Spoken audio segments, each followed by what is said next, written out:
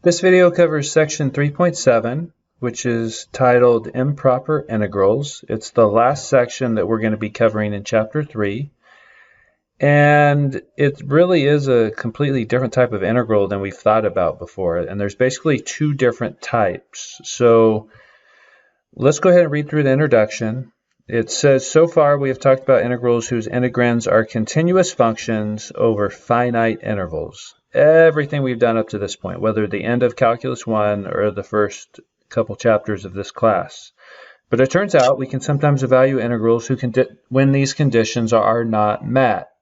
For example, suppose that the energy required to launch a rocket from the surface of the Earth with a radius of 6,370 kilometers from the center of the Earth to an altitude of h is given by an integral of the form r, the integral from r to r plus h of k over x squared dx, where k is the constant that includes the mass of the rocket, the mass of the Earth, and the gravitational constant. This integral may be evaluated for any finite altitude h greater than 0. Now, suppose we want to launch the rocket to an arbitrarily large altitude h so that it escapes the Earth's gravitational field. Now, this energy required is represented by the integral from r to infinity of k over x squared dx. And this is an example of the first of two types of improper integrals we're going to look at. So notice, no longer do we have a finite bound here. We have an integral over an infinite interval. So the integral goes from r to infinity. That's the first type of improper integral we'll take a look at. And then in the second half of this section, we'll look at integrals that are over a closed interval, like we're used to, like from 1 to 3, but then the function itself has some sort of infinite discontinuity in it. So most of the time that means there's a vertical asymptote.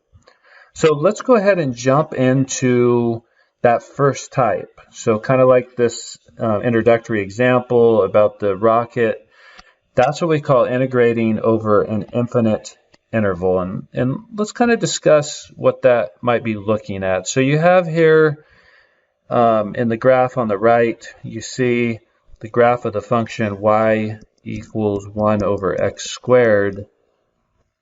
And we have this kind of open-ended interval. So it starts at 1 and it goes to t, and you can see the area underneath that curve shaded over here in red, that if it's open-ended, it doesn't necessarily stop at a point. You can see, though, as we start going to the right, though, that area is getting smaller and smaller and smaller, it looks like. So let's explore this a little bit. Evaluating like we're used to, we know that when we go to evaluate this, we want to treat it as a power.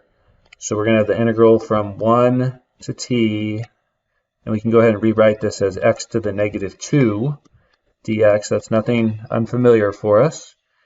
And then we can go ahead and apply the power rule.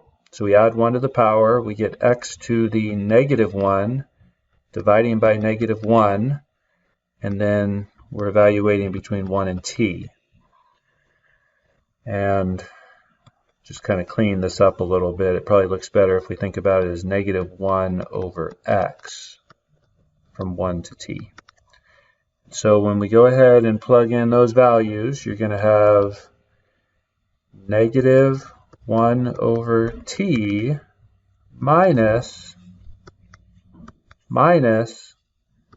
negative 1 over 1, or 1 minus 1 over t. So however long our interval is, it could be from 1 to 3 seconds, 1 to 4 seconds, whatever, the area underneath the curve is going to be 1 minus 1 over whatever that time is. And so let's get into the idea now. Now that we have evaluated that, let's take a look at an infinite interval. Let's say we have that same integral, but instead of going from 1 to t, we go to infinity. So we know then that this is going to be 1 minus 1 over, instead of t there, we can put infinity, and we know from limits that 1 over infinity is 0, so this is basically 1, which might be a little bit hard to comprehend because, again, we have this area that is growing larger and larger as t gets bigger, as x gets bigger, but also that line is getting closer and closer to the x-axis, which means at some point it might get so close that we essentially aren't adding any more area to this curve, and that's what we have in this case. We have that the area is equal to 1.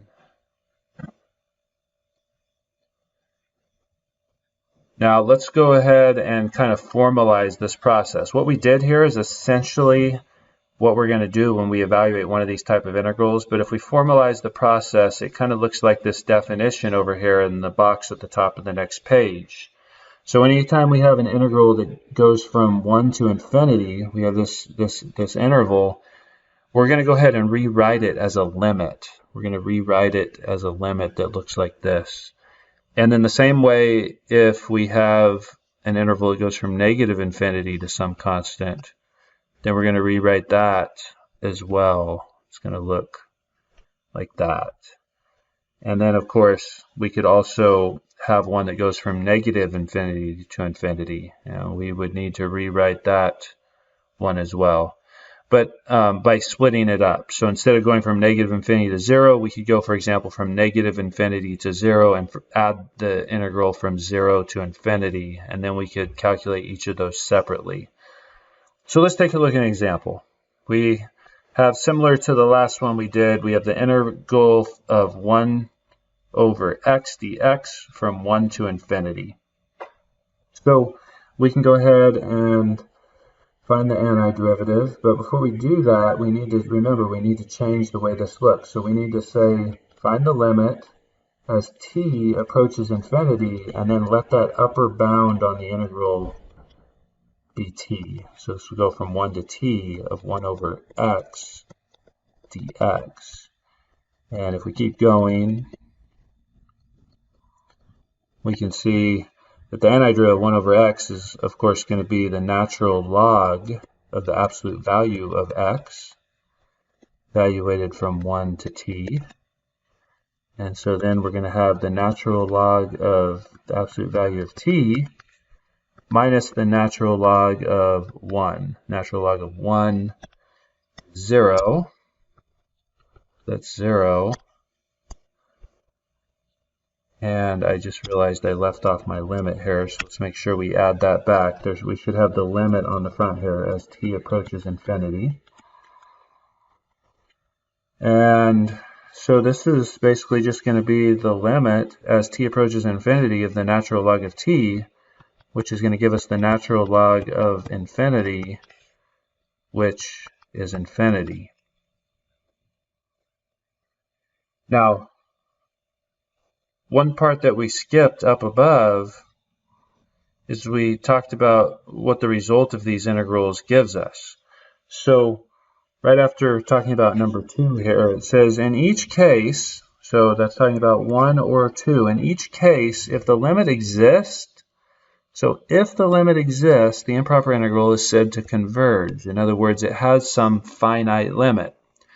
If the limit does not exist, then the improper integral is said to diverge. So it's either going to converge or it's going to diverge. So the question in this one is does our limit exist or does it not exist? And hopefully you said that because it is an equal to infinity, the limit does not exist, which means our integral diverges. This diverges.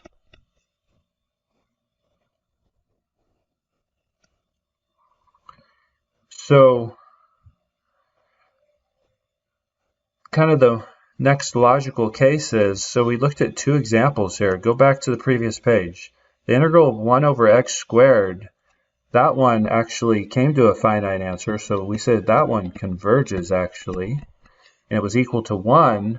1 over x squared is equal to 1, but the integral of 1 over x actually diverges. So how do we know whenever we have an integral of the form 1 over x to the p and dx from 1 to infinity, how do we know if this integral converges or diverges? And you could go through the math. We don't really have time to get into that on these videos. I will post how we come at the solution, but I'll give you the solution right here in the video. It turns out that this integral from 1 to infinity of 1 over x to the p dx is equal to, well, sometimes it diverges, and it turns out that it diverges in the example that we just saw up above. That was when we had 1 over x, which means p equals 1. So this is whenever p equals 1.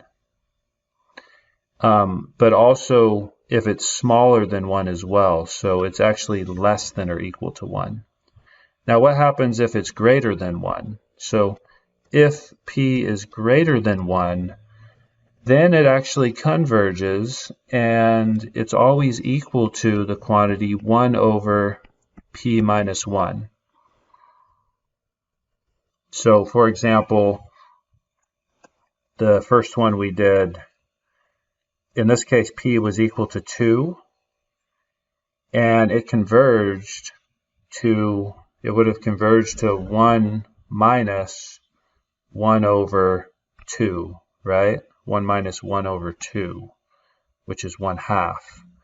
And we would get the same thing from this formula, because we would have 1 over 2 minus 1, which is 1/2. Now, this will be important for us as we move on later in the class. Towards the end of the class, we'll talk about infinite series, and we'll talk about p-series, which are similar to this idea that we just talked about. But I'm going to leave that discussion there. Again, if you're interested in how I came about getting these, you can see the solution I will post in Canvas. All right, so let's take a look at one more example in this video. We're going to look at example 2 here, which is actually the chapter opener for chapter 3. And it says, in this problem, it says, suppose that at a busy intersection, traffic accidents occur at an average rate of 1 every 3 months. After residents complained, as they probably normally would, changes were made to the traffic lights at the intersection. So they actually had a town hall that cared. A lot of times I don't know if that's the case, but it says, it has now been 8 months since the changes were made, and there have been no accidents.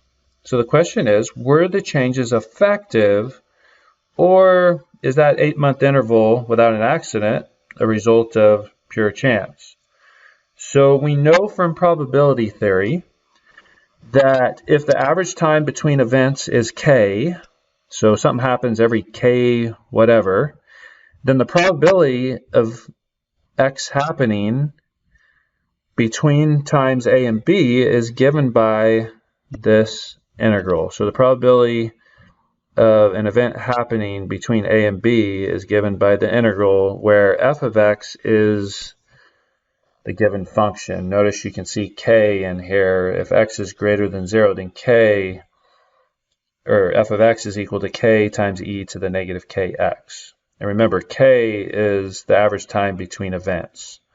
So now we know from experience in this problem, it says the accidents were happening 1 every 3 months. So the average time between events was k equals 3. So this is k, which changes our function. You can see down here now, that's our function.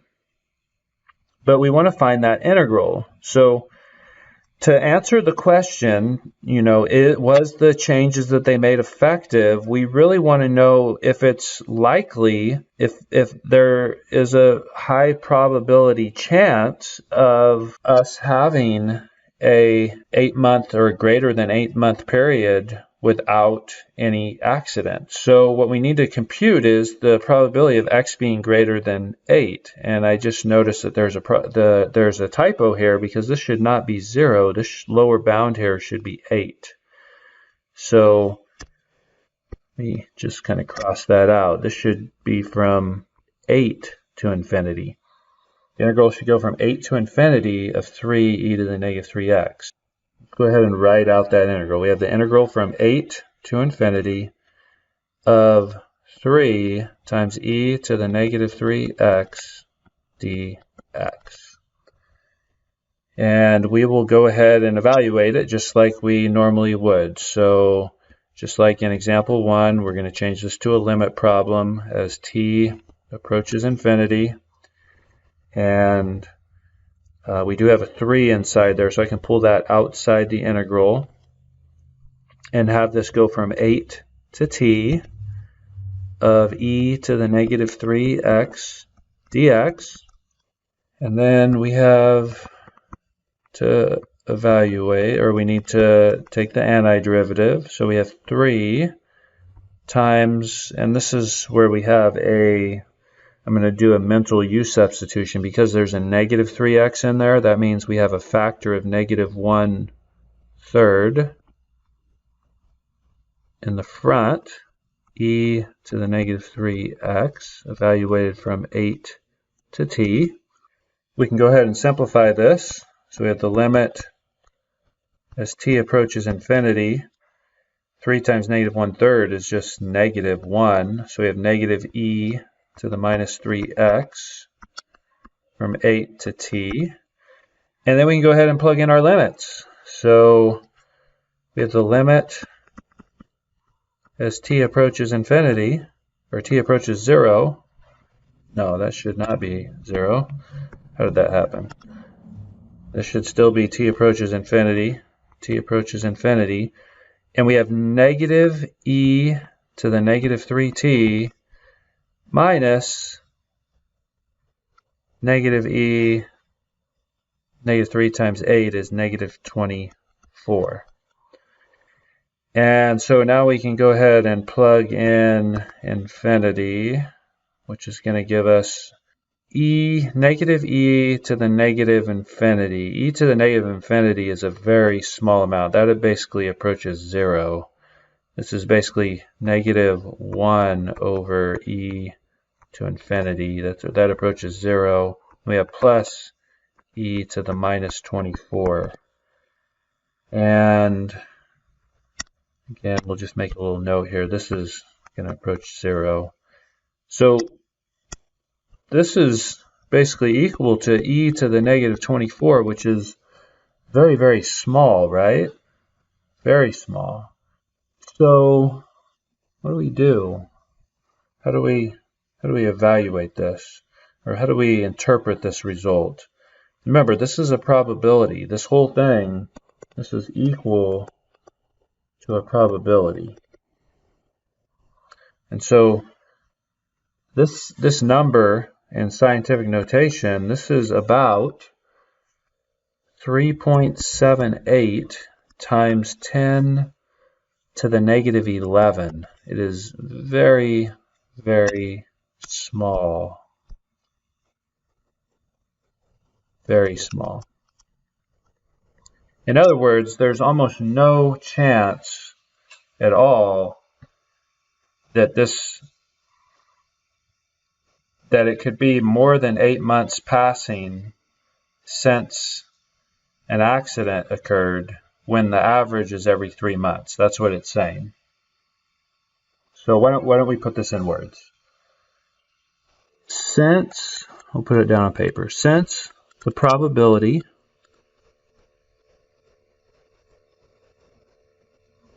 is so low, it is extremely unlikely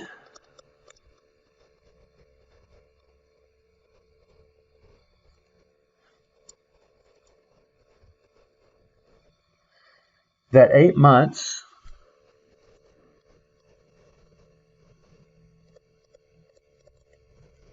could have passed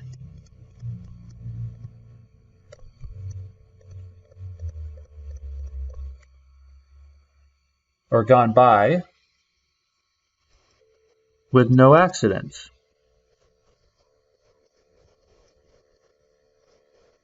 It's extremely unlikely that 8 months could have passed with no accidents. So what does that mean? Well, it means that whatever changes they made, the city council made, whatever they were, they must have been effective, because there's like basically no chance of it happening on its own. So therefore, the changes that were made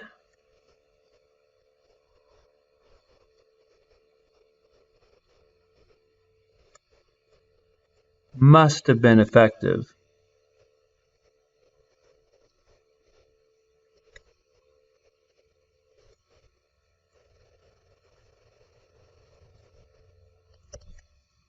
This is our conclusion.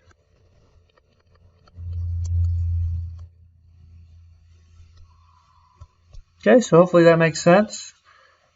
That's going to conclude this video. When we come back, we'll do one more video that's going to talk about, well, how do we treat this if we have a discontinuous integrin? So the function is discontinuous inside the interval. All right, see you next time.